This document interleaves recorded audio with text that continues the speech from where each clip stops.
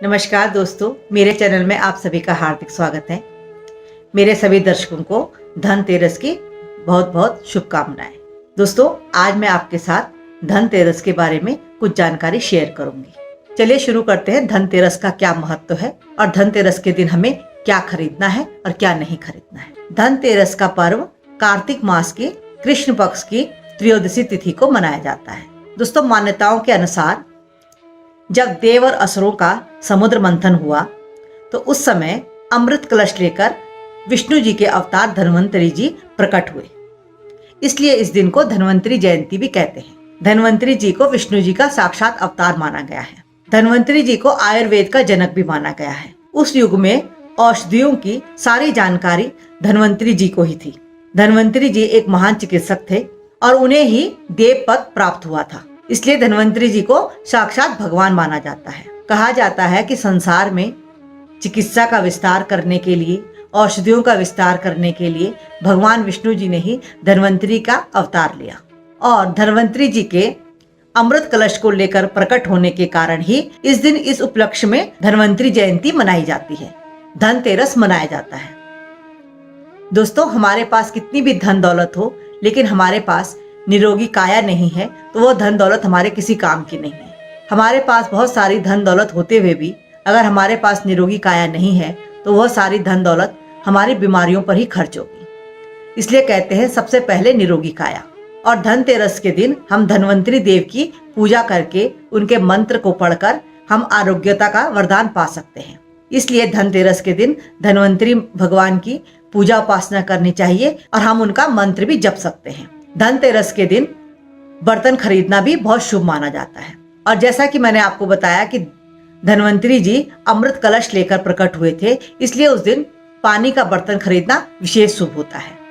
उस पानी के बर्तन को हम पीतल का खरीदे तो अति उत्तम, क्योंकि धन्वंतरी जी की धातु पीतल मानी गई है।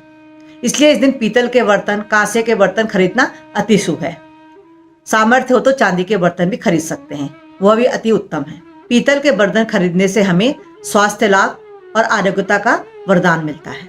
इसके अलावा इस दिन धनिया खरीदना भी बहुत शुभ माना जाता है। धनतेरस के दिन झाड़ू खरीदना भी अति शुभ होता है। ऐसा माना जाता है कि धनतेरस के दिन खरीदी हुई लक्ष्मी जी और गणपति जी की संयुक्त मूर्ति का ही दीपावली के दिन पूजन करना चाहिए।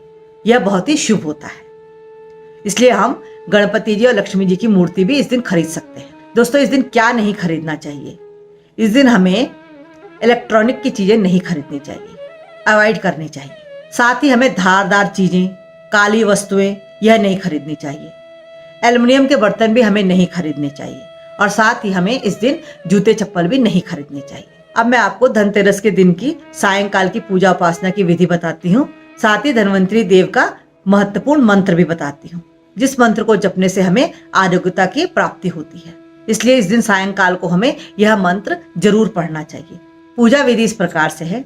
इस दिन शाम को हमें गणेश जी और माँ लक्ष्मी जी की पूजा करनी चाहिए और साथ ही कुबेर की और धन्वंतरी देव की एक चौकी पर प्रतिमा या फोटो जो भी हमारे पास उपलब्ध हो हमें स्थापित करनी चाहिए और हमें उत्तर दिशा की तरफ यह मूर्ति या तस्वीर स्थापित करनी चाहिए।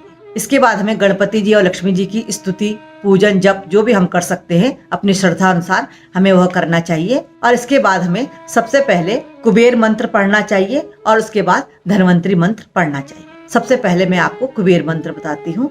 कुबेर मंत्र इस प्रकार से है: ओम कुबेराय नमः। इस मंत्र की हम एक माला या जितना भी यथाशक्ति हम पढ़ सके हमें पढ़नी चाहिए। इस मंत्र की माला जपने के बाद हमें यह स्तुति करनी चाहिए: धनदाय नमस्तुभ्यं निधि पद्माधिपाय च भगवन् तत्प्रसादेन धन धान्यादि संपदा। तो दोस्तों, यह थे कुबेर जी के मंत्र और स्तुति। अब मैं आपको धन्वंतरी देव के 2 मंत्र बताती हूँ। आप इसमें से कोई भी मंत्र जप सकते हैं। तो धन्वंतरी देव का मंत्र इस प्रकार से है: ओम नमो भगवते महासुदर्शनाय वासुदेवाय धन्वंतरये अमृत कलश हस्ताय सर्व भय विनाशाय सर्व रोग निवारणाय त्रिलोक पथाय त्रिलोकनाथाय श्री महाविष्णु स्वरूप श्री धन्वंतरी स्वरूप श्री श्री श्री औषध चक्र नारायणाय स्वाहा। अब दूसरा मंत्र इस प्रकार से है: ओम नमो भगवते वासुदेवाय धन्वंतरये अमृत कलश हस्ताय सर्व भय विनाशाय त्रिलोकनाथाय श्री महाविष्णवे नमः। दोस्तों यह दूसरा मंत्र है।